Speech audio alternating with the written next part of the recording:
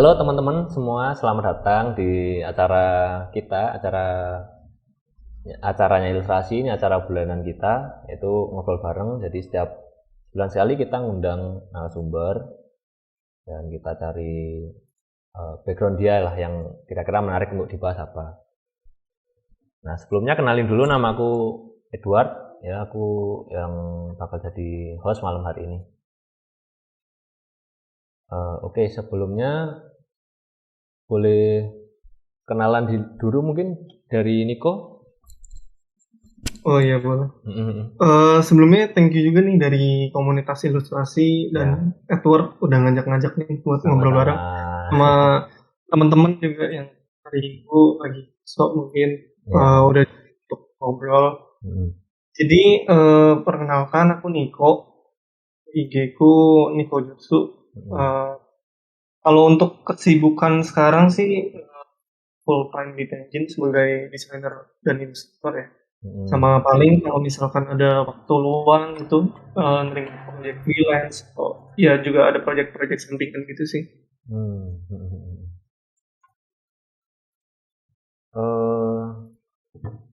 Nah, ini aku kasih IG-nya, mungkin ada teman-teman yang belum follow atau mungkin penasaran sama Instagramnya Niko sendiri atau dari Tenjin Scrollworks-nya. Itu linknya ada di ruang diskusi ya, udah aku drop di situ, kalian bisa cek-cek aja. Jadi itu kalau di Tenjin sendiri itu emang produknya khusus deskmate atau masih gimana, ada produk lain gitu? Mungkin juga aku sekalian cerita Tenjin ini sebagai brand apa gitu kali ya. Mungkin biar teman-teman yang mungkin tahu, Tenjin Scrollworks itu sebenarnya adalah brand deskmate. Jadi deskmate ini sendiri tuh orang juga sering bilang mungkin large mousepad gitu. Jadi kayak mousepad cuman memang ukurannya untuk menunjuk meja. Ukurannya 90 gitu. Nah, sendiri sebenarnya kita pecahnya di dua, ada Tenjin Scrollworks itu khusus untuk deskmate dan Tenjin Style itu untuk kayak merchandise apparelnya gitu sih. Jadi kayak t-shirt, terus kayak masker, ada bikin coach jacket juga gitu sih. Tapi memang sekarang kita lebih fokus jalanin yang Tenjin Scrollworks yang mousepad only. Ya. Oke, terus untuk Niko sendiri ini lebih ke personal sih, kayak style gambarnya gitu, kayak apa sih yang bikin Niko itu tertarik untuk nekunin style Japanese gitu? Oh, oke. Sebenarnya ini sih kayak mungkin kayak dari teman-teman juga pernah ngalamin kayak pas masa kecil mungkin kayak terekspos dengan hal-hal yang membuat diri kita suka akan sesuatu gitu ya. Jadi awalnya pas kecil kayak mungkin kayak dari nonton kartun Jepang gitu. Waktu itu kayak ingat juga sih ada Power Ranger yang kayak ninja-ninja gitu. Iya.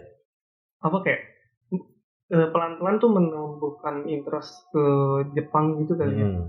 Kayak dari game juga, terus kayak ini gitu sih. Jadi akhirnya kayak set di balik semua yang berkonsep Jepang tuh ternyata unik juga gitu. Dari awalnya. Oh ya. Sorry nih Niko, agak putus-putus suaranya. Mungkin oke, bentar ya. Ya.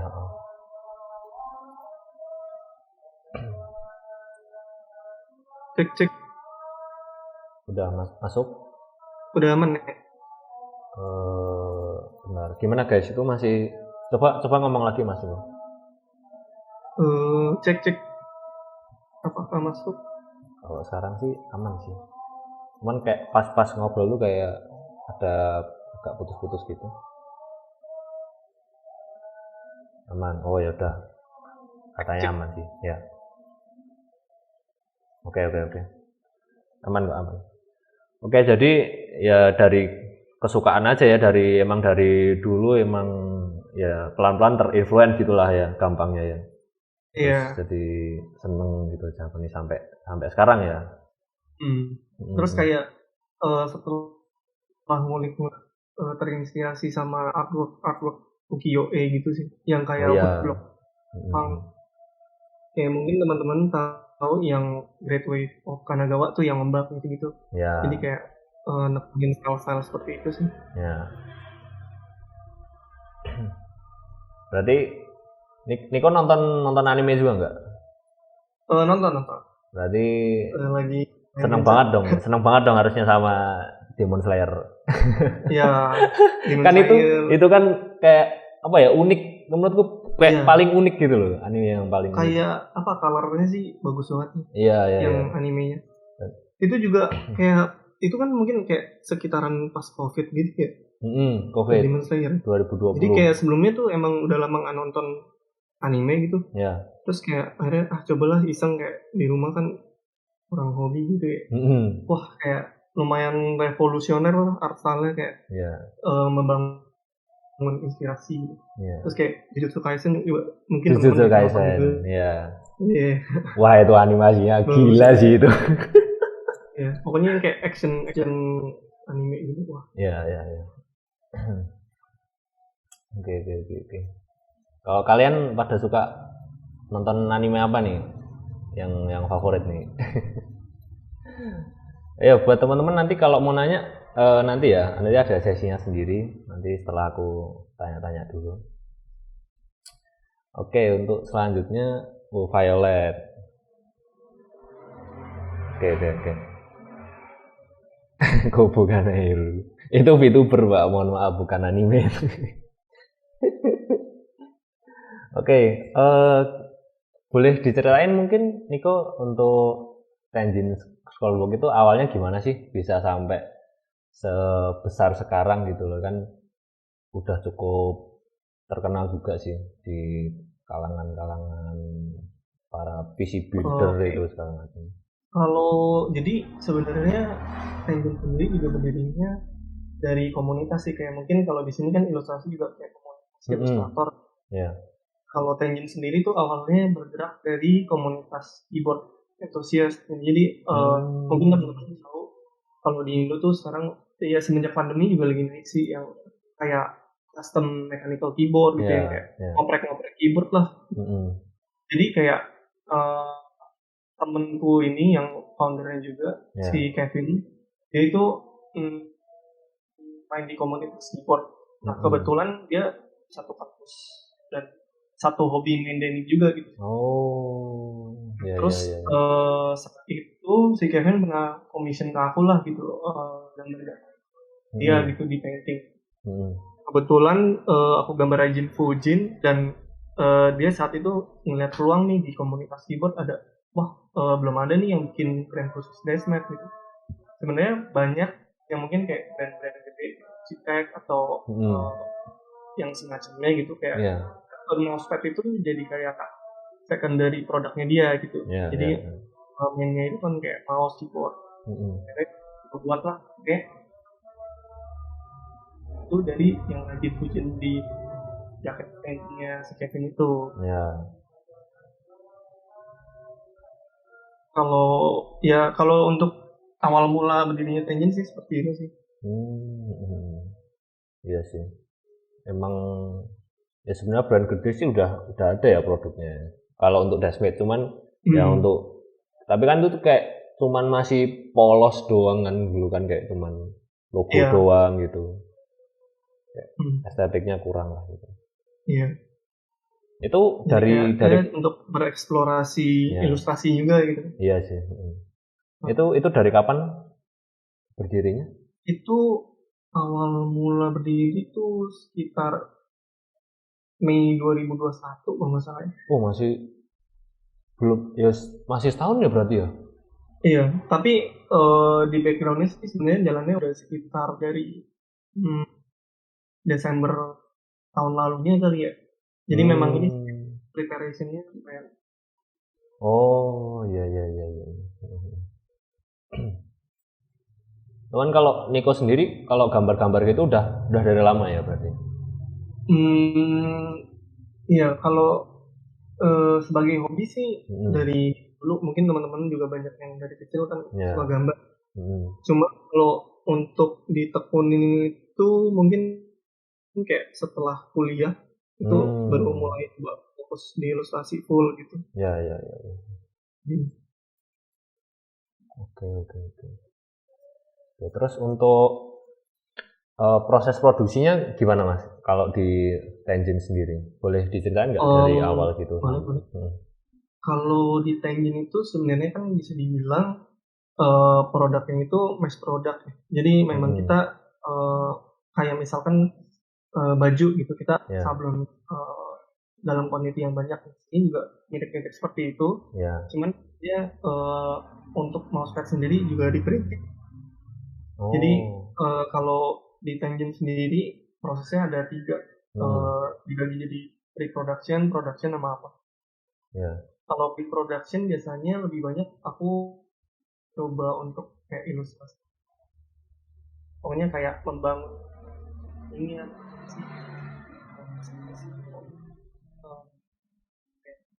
konsep yang seasonal. Ya. Kalau pas productionnya itu kita file desain yang udah aku gambar itu kita sertakan ke vendor untuk di editing. Nah untuk post productionnya sih lebih kayak menyiapkan kayak package untuk unboxing experience-nya gitu. Jadi kayak box terus dikasihkan freebies-nya gitu. Udah berarti? Ya udah sih. Berarti untuk desainnya itu emang sesuka-suka Mas Niko ya berarti? Untuk ilustrasinya itu? Untuk desain sih memang dari segi printing ya itu kayak bisa nerima desain kita sih. Cuman memang di situ pasti adjustment kayak kalau kita cetak kan biasa warnanya suka off lah. Iya. Kayak perlu kayak bolak-balik kayak casting lagi. Ya berarti ya trial and error gitu ya. Itu berarti itu timnya ada berapa di Tenjin sekarang? Kalau sekarang Tenjin itu timnya ada 6. Jadi 6. ada satu yang bantu manage bisnisnya, ada main president itu dia bantu bisnisnya, terus ada president saya itu kayak bantuin di bagian stocking gitu. Sama satu lagi ada Lele, dia itu bantu desain juga gitu. Terus untuk yang bikin kontennya yang ngemotret, ngefoto, bikin video itu? Kalau itu masih tim kita juga sih. Dari Kevin biasanya bantu juga untuk production video. Dan ya kalau dari mock up gitu foto juga aku masih handle juga. Berarti benar-benar kayak masih kalau sebisa mungkin dikerjain sendiri gitu ya, maksudnya kayak kita masih coba kerjain sendiri sih untuk teknisnya gitu. Bagus sih. Oke, terus untuk ada nggak sih Mas kesulitannya gitu di yang terjadi gitu di Tenjin selama ini tuh apa? Oke, kalau kesulitan sih mungkin kalau dari segi teknis yang tadi itu ya, yang kayak kita mesti trial and error, research terus gimana supaya yang kayak kita mau produksi itu bisa sesuai dengan idealisme kita gitu. Terus mungkin kayak ini kesulitannya itu lebih ke pipeline, terus sih kita mendengar apa yang dia diserahkan, terus mencari peluang baru, stay aktif gitu. Yang mungkin kayak gimana lebih ke manajemen sih yang belajar gitu. Kalau dari itu kesulitan dari semua tim ya maksudnya? Dari satu tim? Personal experience. Personal, oke. Cuman kalau dari Teambox sendiri ada kesulitan nggak? Misalnya mungkin atau ada miskomunikasi kah atau apa ya? Mungkin lebih kayak ya product designing gitu ya. Jadi kayak gimana kita bisa mempresentasikan Desmet itu nggak cuma sebagai mousepad gitu. Sempat kita juga akhirnya kulik-kulik, kita bikin collector edition dimana kayak kita offering unboxing experience, dapat Kelvin, terus dapat Kelvin Box, juga gitu. Mungkin kayak gimana kita sebagai brand bisa sebuah story dari brand itu dan bisa nyambung ke audiens kita gitu sih. Jadi ada emotional attachment juga. Ya, berarti benar-benar di konsep ya. Iya. Mungkin kayak sekarang perlu storytelling juga dari brand sebagai apa ya, aset biar aku brandnya. Ya. Kita terus perlu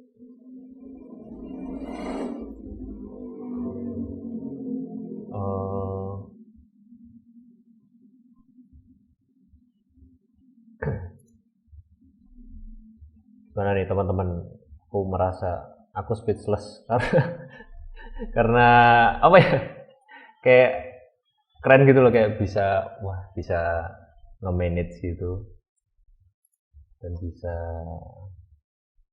bikin jadi produk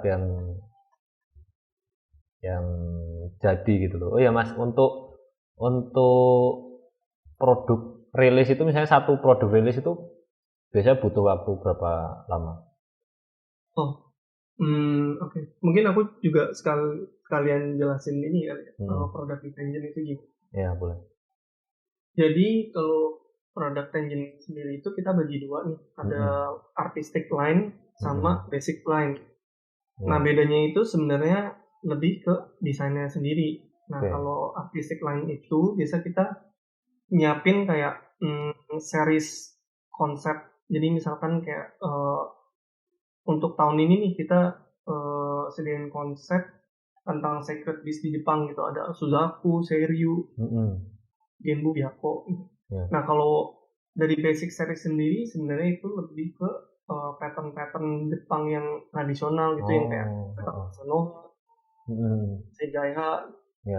Tapi perbedaan antara kedua ini selain dari sisi desainnya, kalau artistik itu kita limited stock. Jadi maksimal itu 200 pieces dan kalau udah sold kita nggak restock. Nah, sedangkan kalau basic artikel sendiri itu kalau memang udah habis dan masih banyak yang minat kita restock. Iya. Nah, juga kita kayak mungkin kayak beberapa bulan sekali itu biasanya ngadain kolaborasi dengan para kreator dan ilustrator gitu. Kayak kemarin ini kita sempat kolaborasi sama Kifurai itu buat nyanyiin tahun 2021. Terus ada sama WDWB juga kemarin untuk festival Tenjin Suri. Ini memang apa ya, kita juga masih develop kayak line up produk-produk juga sih. Jadi memang bisa ada banyak pilihan juga untuk para komunitas.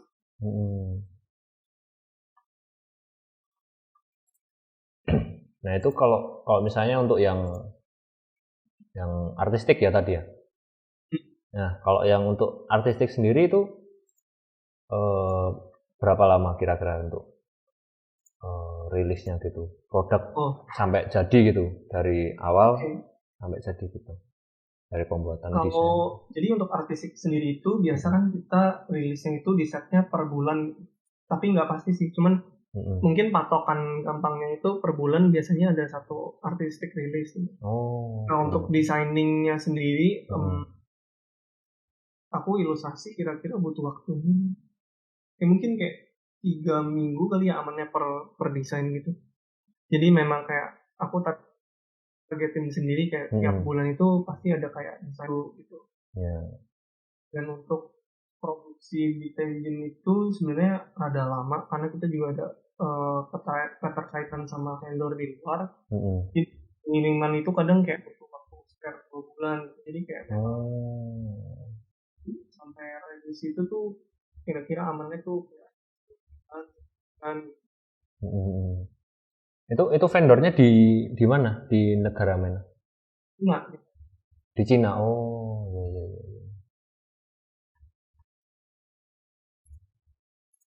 Berarti kurang lebih 3 bulan ya?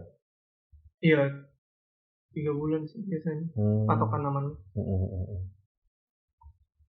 Nah terus itu untuk proofingnya gimana? Misalnya kan karena vendornya di Cina biasanya ada ini enggak sih minimal produksinya berapa piece gitu? Ada sih kalau terutama karena barangnya produk juga gitu.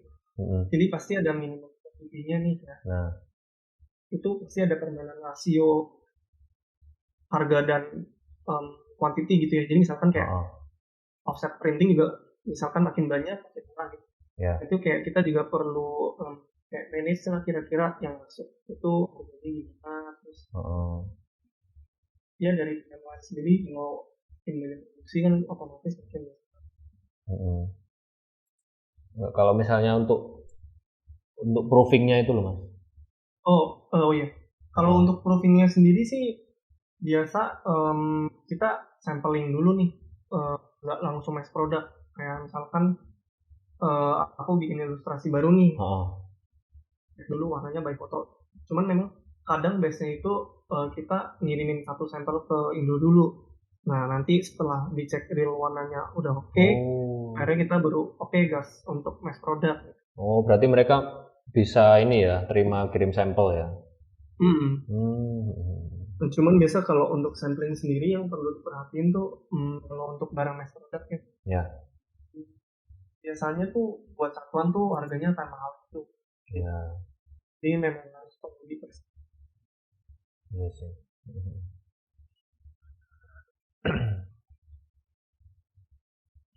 Oke teman-teman silahkan kalau mau nanya boleh banget, boleh langsung raise hand aja atau mungkin bisa tanya di channel tanya apa itu. Tapi diutamakan yang ini ya, yang raise hand biar bisa nanya langsung gitulah. Yuk nanya yuk. Silakan. Kalau nggak ada nanya aku terus yang nanya nanti.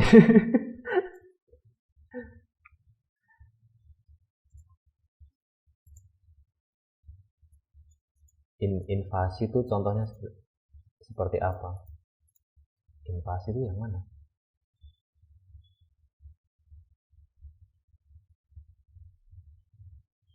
Ini ada yang nanya dari Nui itu, Kak Nui.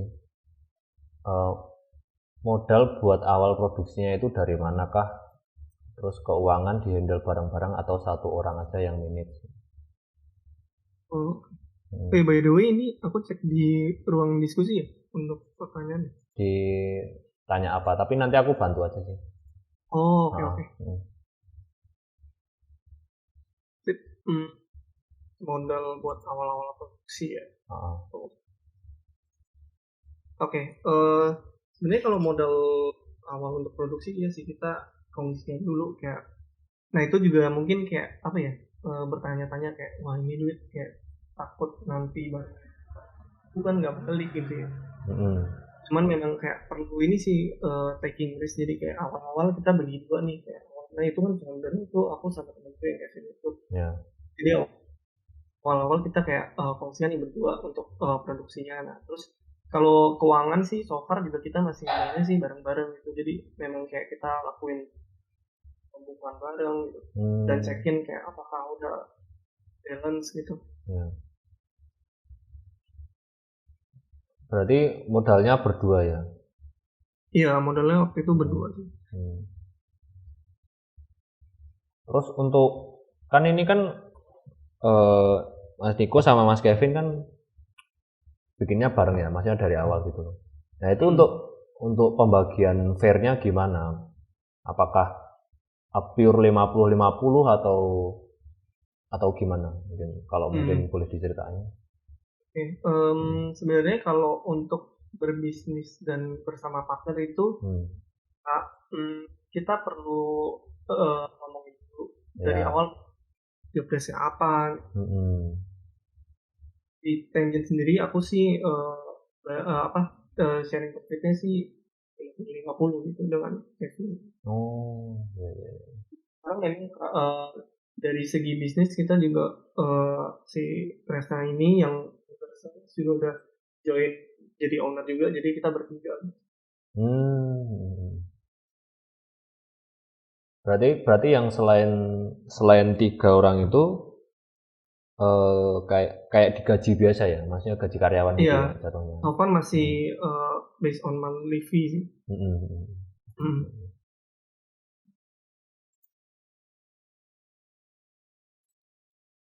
Soalnya kan kayak gitu kan cukup sensitif ya kalau nggak diomongin di awal banget ya.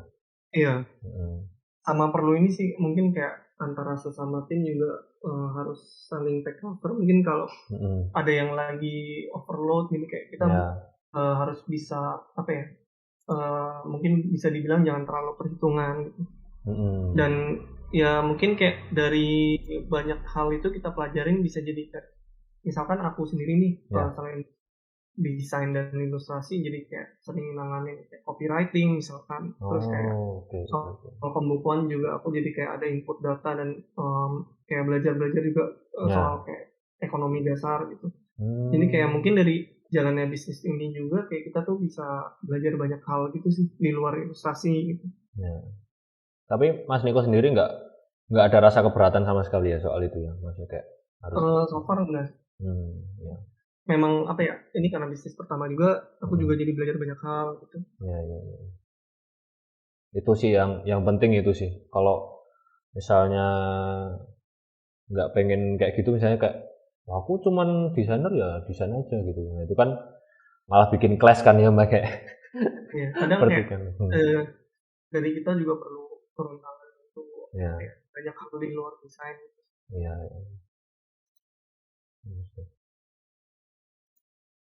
Yang mau nanya silakan Resen. Ini dari mungkin mau nanya soal ini ya, pengaturan artnya biar CMYK warnanya gitu-gitu. Gimana tuh? Oke, dari mungkin aku sekalian cerita aku bikin nasi tuh biasa di pakai general profile CMYK.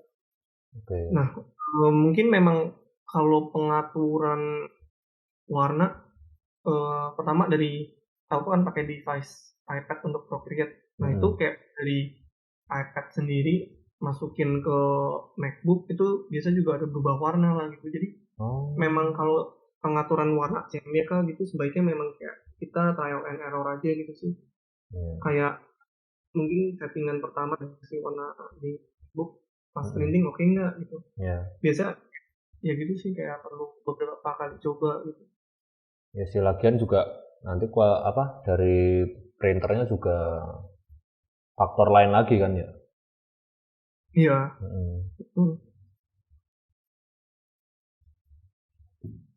Yuk Resen yuk diutamain yang Resen yuk. Jangan malu-malu.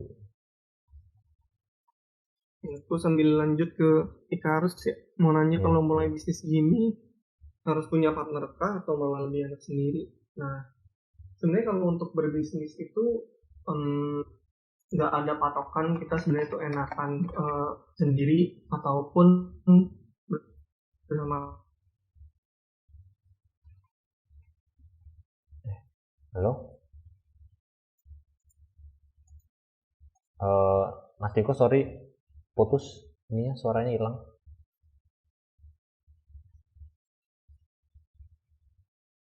Dari segi manajemen gitu, jadi kayak kita bisa fokus ke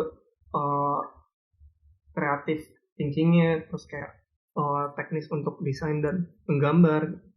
Jadi memang ada plus minusnya. Mungkin kalau dari partner sendiri juga pasti kan ada profit sharing gitu ya. Cuman sejauh ini yang aku jalanin Irjin, berpartner itu sangat membantu untuk kelangsungan bisnisnya gitu sih. Jadi kayak kita berkolaborasi dengan partner yang punya spesialisasi yang berbeda gitu. Mungkin kalau aku jagonya ilustrasi, partnerku jagonya di manajemen. Ya. Gitu sih, jadi mengcover banyak kayak kekurangan di segi bisnis itu. Ini ada yang naik nih. Halo, Sarah. Halo, Kak. Mau nanya. Oh iya, boleh. Oke. Mungkin ini pertanyaan kebanyakan orang ya. Jadi gimana sih menentukan unique selling proposition-nya dari brand merch itu, atau ya pengalaman kakak. Terus kan kita harus juga gain awareness buat calon customer kan. Itu gimana sih? Apalagi kan kita misalnya small business, jadi kayak susah banget kan gitu. Jadi gimana? Oke. Pertama, kalau soal USP ya. Kalau USP sendiri sebenarnya kita perlu coba aware dari bisa dibilang industrinya mungkin ya. Kalau misalkan dari engine sendiri, kita ngambil USP itu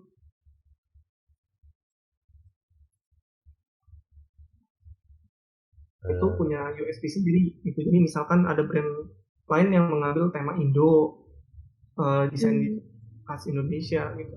Terus ada juga kayak brand-brand yang lebih kayak desainnya lebih ke untuk gaming gitu. Nah kayak biasanya tuh kalau untuk menentukan USP kita coba harus lebih aware ke industrinya sendiri gitu sih. Dan biasanya lebih baik lagi kalau USP itu sendiri relate ke kita sebagai desainer gitu. Misalkan kayak aku suka Japanese design, jadi in the long run-nya juga kayak kita ngejalaninnya lebih enak gitu sih. Jadi nggak kayak terpaksa kita harus bikin desain yang out of the box gitu. Terus tadi soal awareness ya. Sebenarnya kalau awareness sendiri karena brand engine itu kan lekatnya dengan komunitas keyboard gitu ya. Kita harus memang bergaul dengan komunitas itu sendiri sih.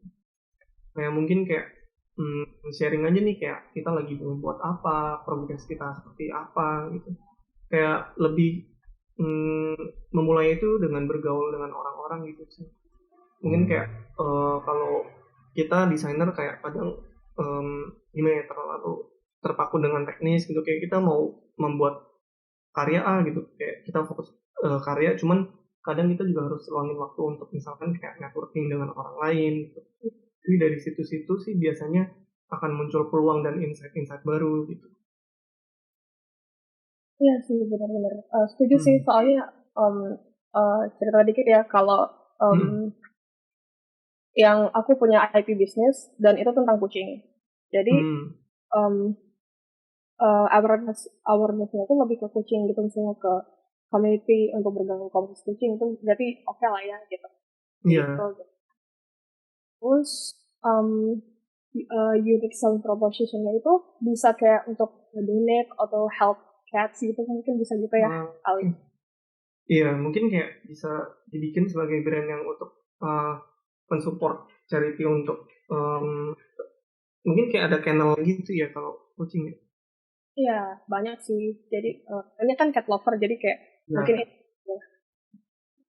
itu juga bagus gini sih, karena mungkin kayak kita sebagai ilustrator misalkan dan sebagai seller dari brand kita gitu ya, kita perlu masuk ke komunitas yang mungkin kayak belum yang masih ada tempat kosong gitu loh. Mungkin kayak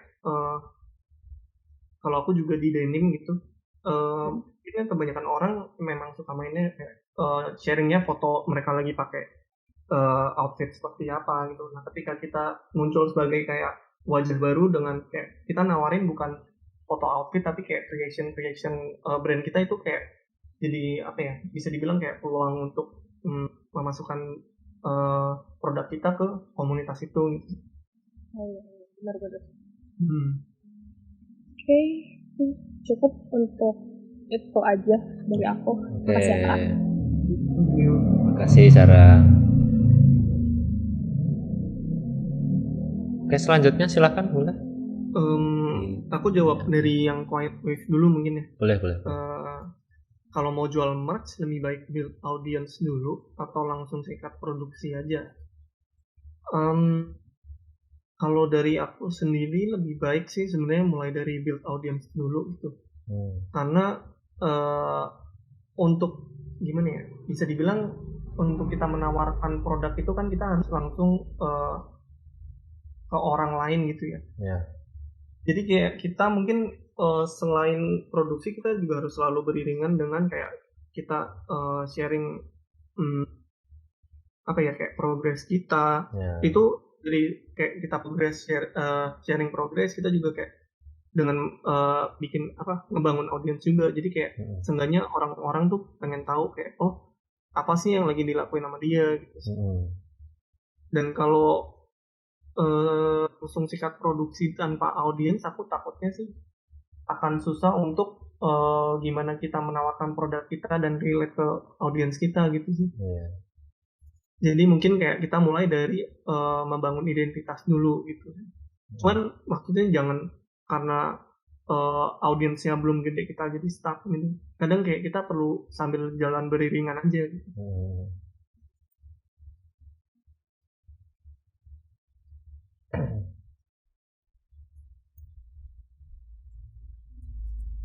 Oke, ini dari Miao nih ada lagi dia. Research apa yang dilakukan unit nyari tahu apa yang diinginkan oleh pasar? Apakah nanya-nanya lewat Google Form atau langsung ngikutin tren yang sedang berlangsung? Oke. Nah ini juga awal-awal jadi pertimbangan Tenjin juga nih kayak gimana sih cara kita mencari apa yang diinginkan oleh pasar. Nah kebetulan kalau di komunitas keyboard itu sering namanya kayak pre-order gitu ya. Misalkan kita mau beli keyboard nih, ada pre-order, tapi biasanya nggak langsung kayak kita menjual barang itu gitu. Tapi dengan ada Google Form namanya interest check. Jadi kayak kita nge-review nih gimana menurutmu desain produk kita gitu. Oke nggak gitu. Kalau misalkan ternyata peminatnya banyak, kita open pre-order gitu. Awal-awal Tenjin tuh dimulai juga dari situ. Kayak kita interest check ke komunitas keyboard nih. Ternyata ada masukan dari desainnya lebih baik kayak gini, terus kayak dari warnanya lebih baik kayak gini. Jadi akhirnya kayak kita coba menyesuaikan dengan audiensnya kayak. Jadi kita bisa langsung bertanya ke komunitas aja gitu. Jadi mungkin itu juga enaknya kalau brand dari komunitas dan lekat dengan komunitas, biasanya kita bisa langsung tanya direct ke komunitas itu gitu sih. Untuk tren yang sedang berjalan mungkin boleh juga menjadi insight produk kita, cuman biasanya lebih baik kita coba konsisten dengan brand voice kita. Misalkan dari Tenjin itu merupakan brand yang lekat dengan Japanese design, jadi memang coba misalkan ada tren nih, tren itu di convert gimana jadi kayak style dari Tenjin gitu. Karena kita harus ngikutin tren gitu, tapi kita harus konsisten terhadap brand voice kita gitu.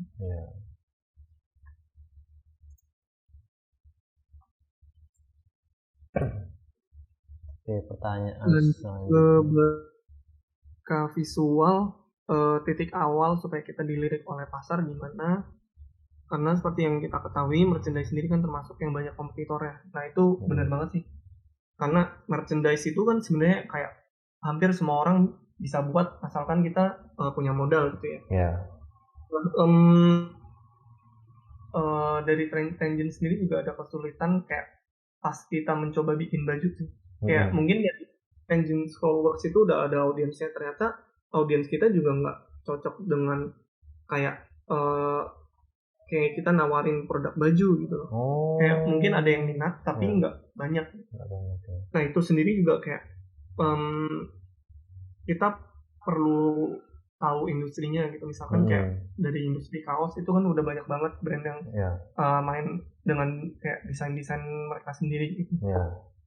Nah cuman kayak itu juga perlu jadi kayak insight juga sih, kayak apakah kita bisa menembus barrier itu dan punya USP sendiri yang unik dan orang mungkin bisa relate gitu. Mungkin kayak ngomongin misalkan Japanese desain t-shirt itu kan banyak sekali ya. Nah cuman mungkin USP-nya itu bukan di desain, tapi kayak mungkin secara brand USP kita itu kayak contoh yang tadi kayak mensupport charity gitu. Jadi ketika orang di produk kita juga kayak menyumbang untuk sebuah institusi atau lembaga gitu. Nah itu juga bisa jadi unique selling proposition kita juga. Jadi mungkin kayak kita perlu nguliknya itu dari produk desain, terus juga kayak dari segi selain produk tuh apa yang bisa kita tawarkan gitu, misalkan dari storytellingnya juga. Kayak gitu sih. Oke. Menarik. Lalu mungkin kalau ada yang mau sekalian langsung ngobrol juga boleh biar ya guys, biar rame guys. Silahkan bisa resign di bawah kan ada icon tangan ya, kalian bisa resign aja, nanti aku invite biar bisa ngomong langsung.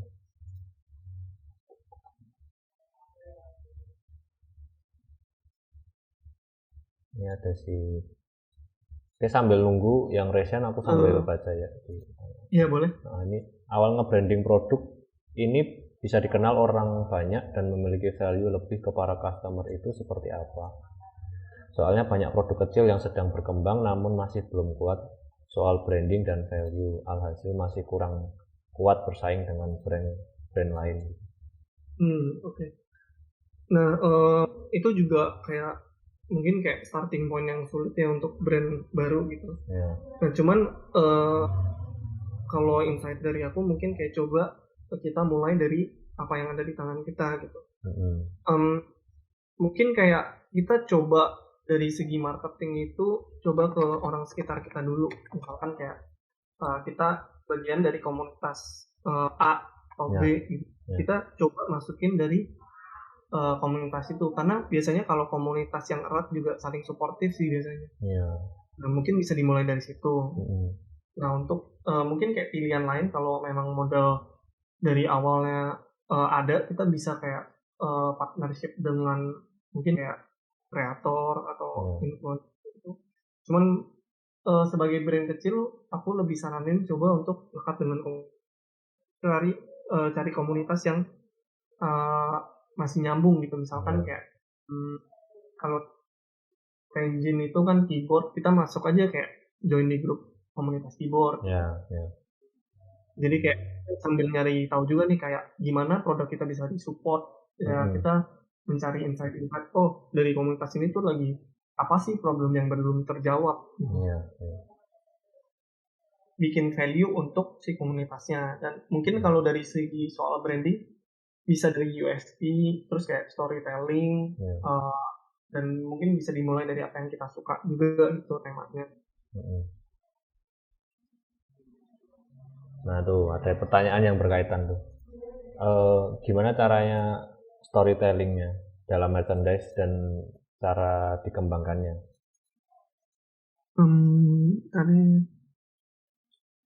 Oke. Storytelling dalam merchandise dan cara dikembangkannya. Kalau untuk storytelling dalam brand itu lebih baik kita konsisten akan satu, mungkin bisa dibilang big idea atau premise gitu ya. Jadi misalkan sebagai Tenjin sebagai Japanese brand gitu, Japanese brand, kita akan selalu membuat storytellingnya itu seputar Jepang gitu. Misalkan kayak mitologi, terus ada juga kayak dewa-dewa, Tsukuyomi gitu. Jadi untuk storytelling itu kita harus sesuai dengan brand voice kita sih.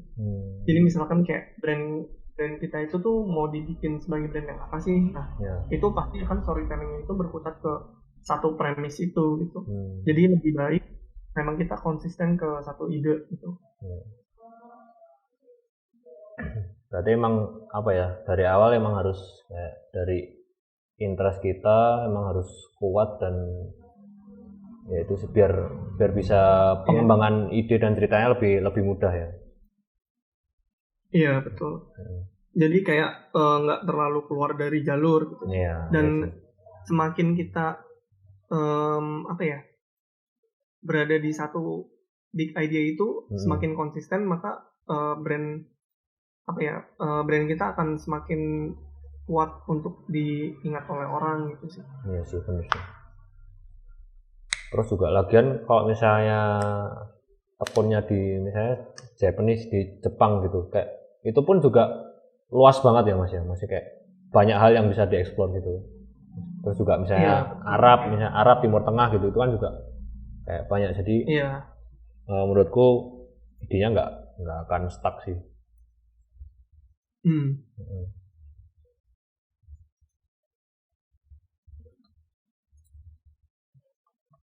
Izin minum bentar ya? Boleh. Kalau mau ke toilet juga boleh.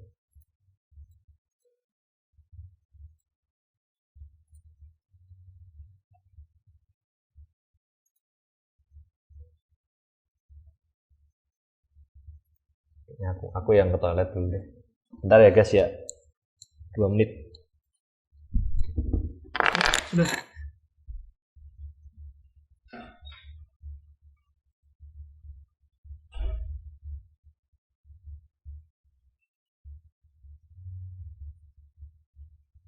Ini sambil aku jawabin dulu mungkin ya.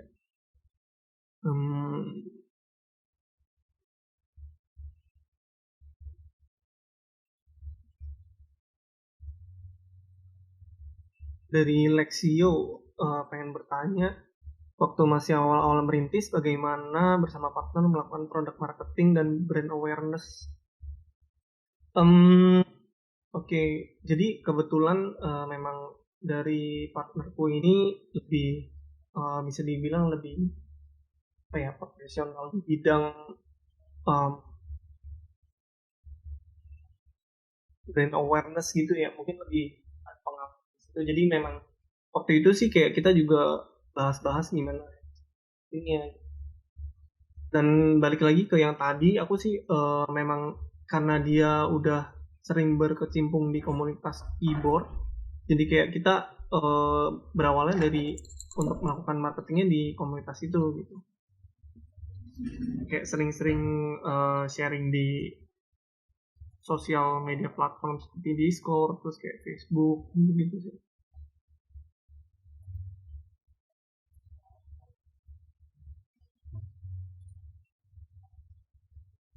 Lalu gimana nih guys, ada yang mau nanya lagi nggak? Resen yuk. Bisa klik icon tangan tuh di bawah. Rusli ya.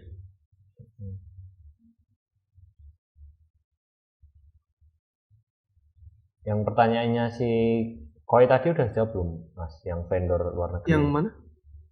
Yang tips mencari vendor di luar negeri yang sesuai dengan produk.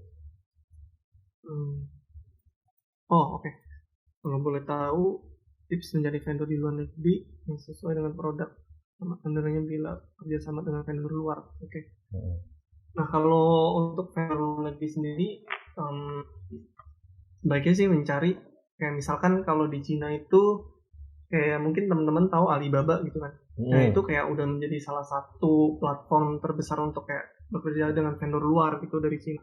Nah mungkin kayak bisa di search-nya dari situ, kayak kita coba pelajarin dulu nih kayak vendornya itu seperti apa, terus kayak portfolionya gimana, terus barang kalau bisa kayak misalkan kita coba kayak apa ya, sentuh barangnya langsung lah, kira-kira gimana kualitasnya gitu sih. Nah, kendalanya bila kerjasama dengan vendor luar pastinya dari jarak gitu, dari jarak pasti ada cost untuk pengirimannya, terus kayak juga belum lagi dari mungkin kalau dari bahasa gitu.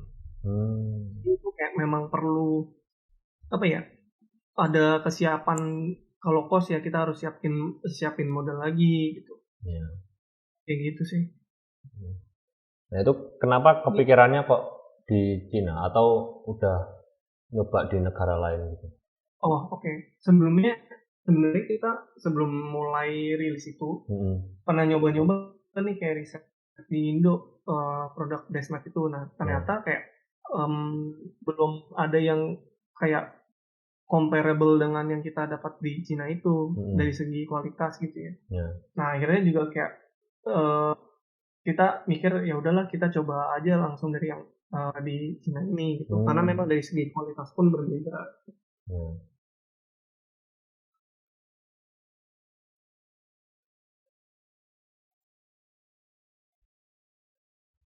Oh, terus ini pertanyaan menarik dari Trax Turbo terkait storytelling.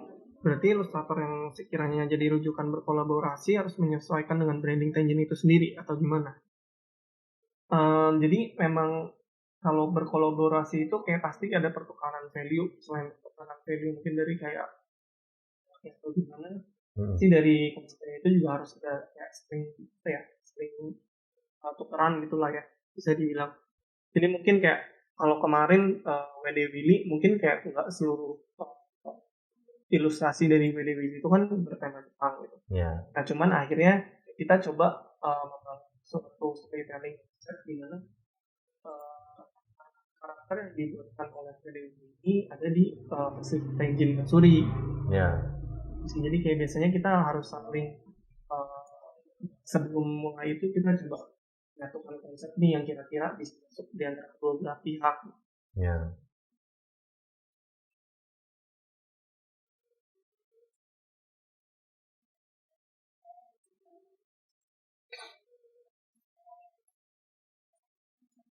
Halo, Bang Jawab.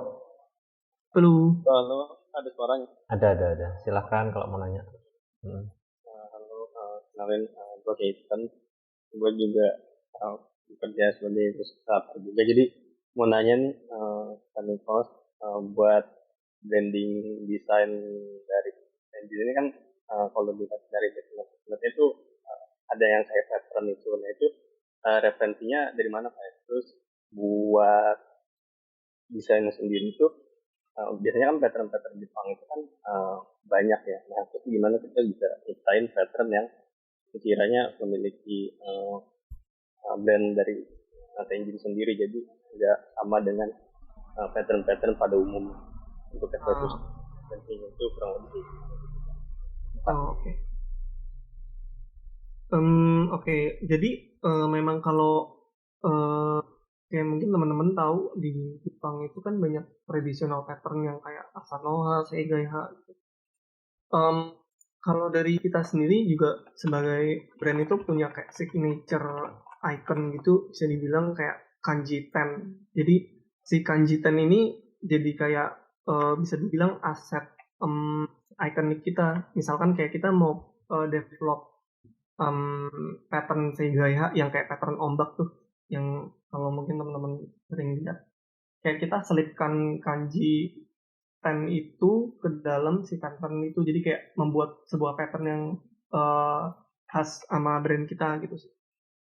Jadi selain memang kayak punya looks yang lumayan dikenal gitu kayak dari traditional pattern, tapi kayak kita twist dan tweak sendiri kayak gimana ada ciri khas brand kita gitu. Misalkan dari kanji ten itu kayak terus berulang-ulang kayak muncul di desain kita gitu sih. Jadi kayak kita harus selipin kayak keunikan brand kita dari segi visualnya itu gimana gitu. Oke. Berarti kayak balik lagi ke tujuan awal dari brand Tenjin Walk ini apa, jadi diselipin di produk yang paling kita cintai gitu ya. Iya betul. Kalau bisa kayak pokoknya konsisten dengan ciri khas kita gitu sih. Oke. Paling itu aja sih Kak. Mau nanya. Oke. Thank you.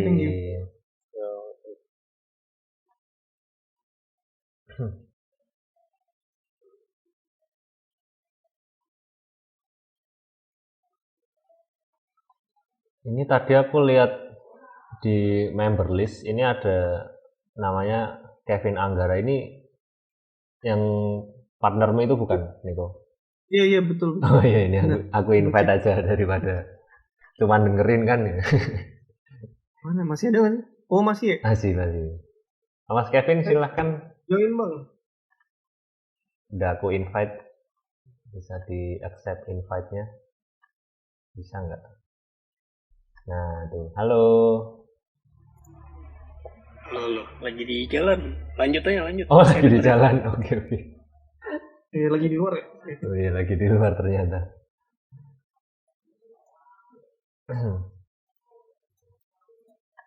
Boleh kalau ada yang mau tanya. Silahkan.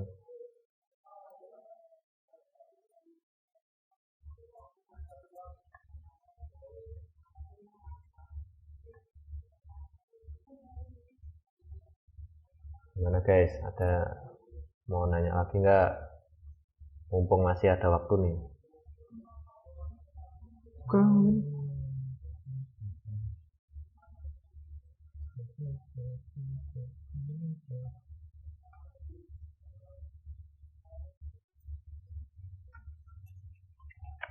Kalau ada yang mau bertanya di luar tentang branding juga boleh. Betul.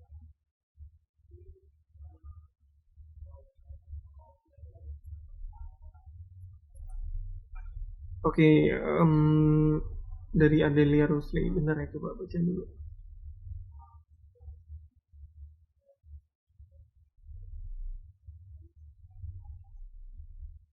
Pokoknya suruh bikin komik terus dengan bicara menit awal untuk membahasakan fee.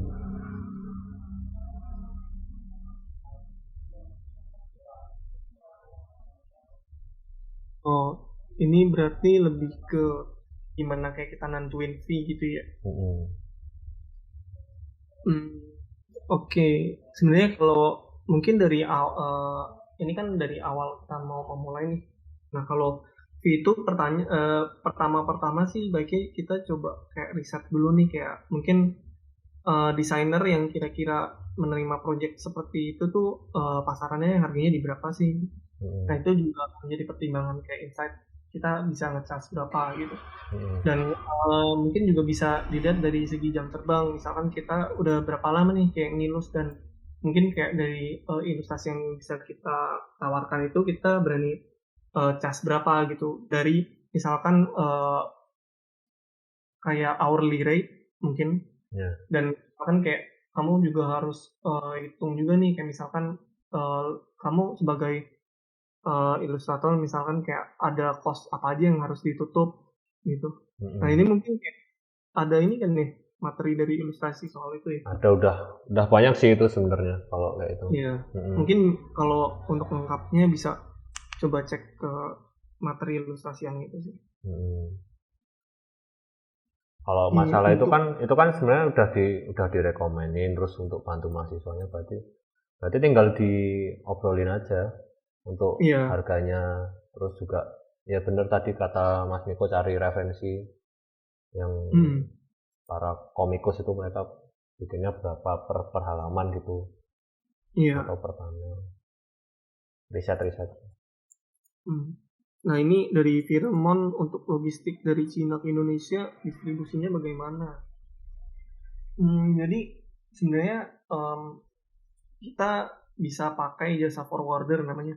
Nah, forwarder sendiri ini tuh sebetulnya kayak penanganan pengiriman dari luar ke Indo itu bisa by pesawat atau by laut gitu, pakai ship.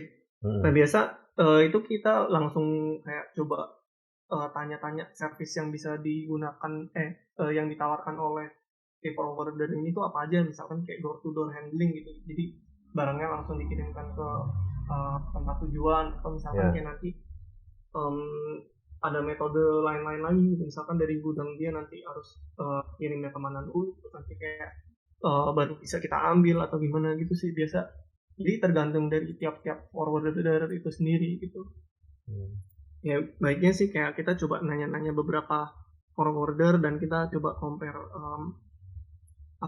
service yang mereka tawarkan gitu sih.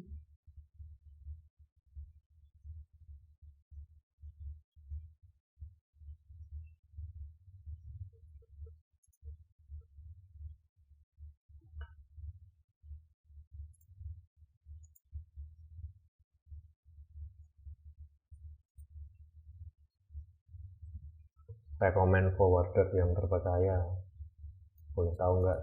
Rekomendasi forwarder terpercaya nanti mungkin boleh DM aja kali ya.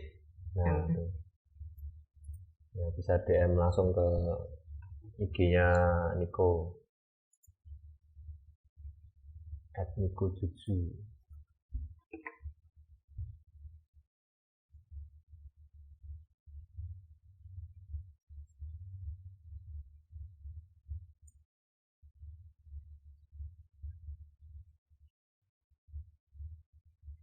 Dari AI ya.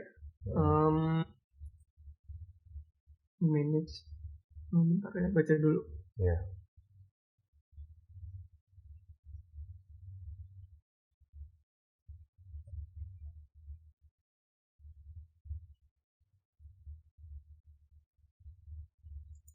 Pengalaman pahit yang mungkin bisa dibagikan. Apa ya?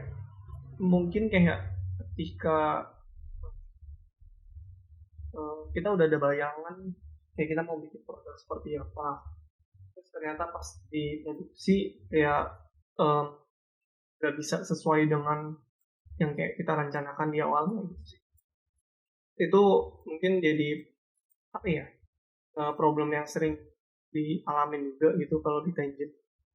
Nah kalau itu sih cara apa ya, solusinya sih pertama kita harus sediain timeline yang lebih banyak untuk research dulu dan R&D ya, bisa dibilang research.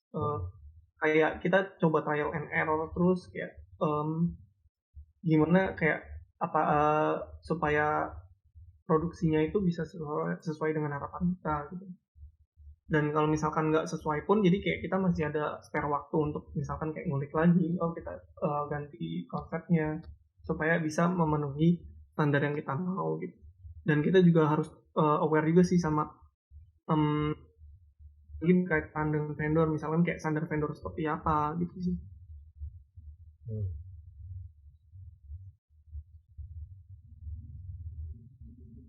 Terus kalau mungkin dari segi marketing juga itu mungkin karena aku juga sebagai ilustrator dan belum punya background marketing gitu, itu juga kayak aku pun masih kayak belajarin gitu sih untuk gimana caranya kayak kita bisa menempatkan produk kita secara tepat gitu.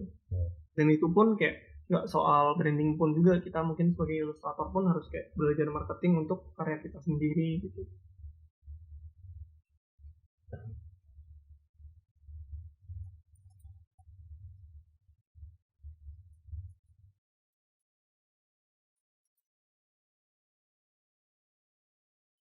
Ini dari Dahiras nih.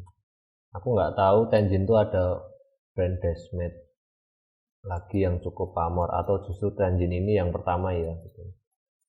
Nah terus misal Tenjin adalah brand yang pertama yang soal Desmate itu, terus benchmarking produknya gimana ya, misal nentuin plus minusnya, terus mana yang bisa diamati, tiru, modifikasi dan lain-lain. Mungkin bisa dibilang Tenjin itu memang pas awal-awal apa ya, lagi rame-ramenya keyboard pas pandemi gitu ya. Jadi mungkin kayak sekalian pas lagi naik-naiknya Tenjin itu kan hadir gitu ya. Nah kayak mungkin kayak benchmarking produknya itu kita kayak perlu tahu juga sih, misalkan kayak dari komunitasnya ini keperluan mereka tuh seperti apa sih gitu. Mungkin kayak dari produk ini kita harus menentukan tebal Desmate yang tebal, kayak apa size-nya gitu-gitu sih. Jadi kayak untuk benchmarking sendiri terutama perlu lumayan apa ya, aware soal audiensnya itu maunya seperti apa gitu sih. Nah terus kayak misalkan menentukan plus minus ya itu juga harus kayak kita harus tahu juga sih, kayak aware misalkan kayak dengan misalkan kekebalan segini misalkan terus bikin kayak oke, mungkin bagusnya dari segi apa, cuman kalau dari segi minusnya apa, misalkan kayak masih ada yang lebih kah gitu, itu jadi kayak kita mesti coba terus ngulik dan kayak menentukan pilihan yang terbaik itu gimana sih, yang banyak plusnya dan minusnya itu masih bisa ditanganin gitu. Terus kalau yang bisa di ATM sama titik modifikasi, sebetulnya itu mungkin banyak berkaitan juga dengan IT kali ya. Kayak misalkan kayak banyak hal-hal yang kayak kita nggak boleh kayak sebenarnya kita gitu. Misalkan kayak aku mau desain One Piece itu ya pasti itu kan kayak ada license-nya juga gitu. Itu juga kayak perlu dipertimbangkan juga sih, kayak karena kalau kita semua menang tapi kan enggak nanti di su gitu gawat juga.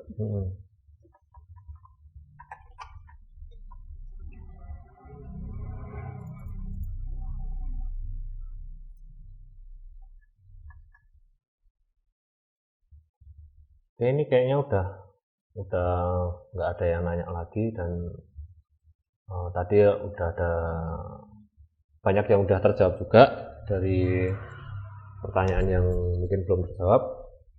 Dan ini juga udah jam 8. Mungkin aku tutup dulu ya. Udah. Oh iya. Oke, untuk teman-teman semua terima kasih yang udah join.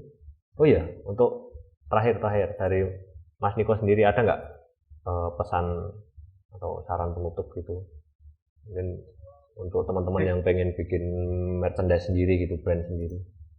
Oke.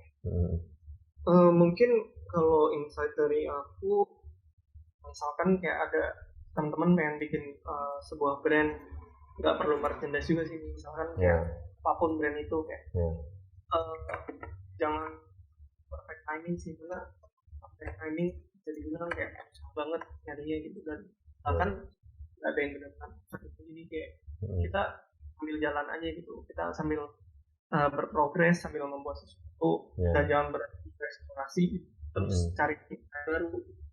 Dan yang terpenting itu kalau kita mau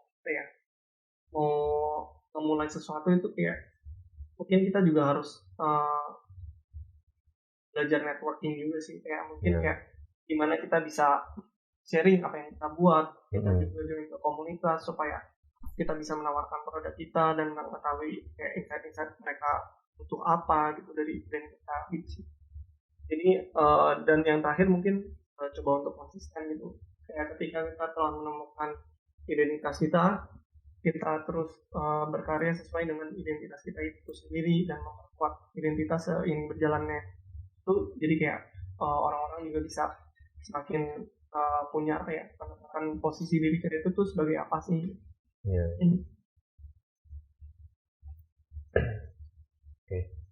Oke, terima kasih banyak Mas Niko udah mau ngisi malam hari ini acara kita.